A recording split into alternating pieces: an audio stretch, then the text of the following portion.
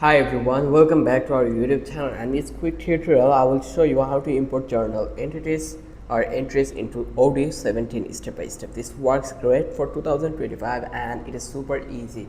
So without any further ado, let's get started.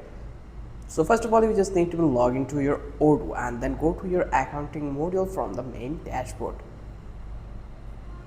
So here you can see this is the my account option. You just need to go over here, and from that place you just need to open journal entries. In the waiting module you will find out, look for journal entries in the end, click it. This will show you how you all your existing entries. So here you will just go to the apps. Once you click over here, then find it out your journal option. So here you just need to be find it out. Let's find out the journals. Control F.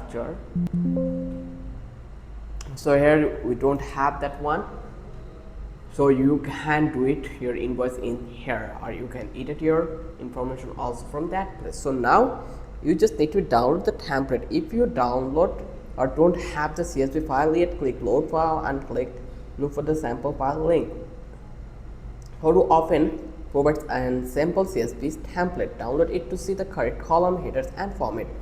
Make sure your CSV includes date, journal, account level, debit card and any other required fields, and then prepare your CSV.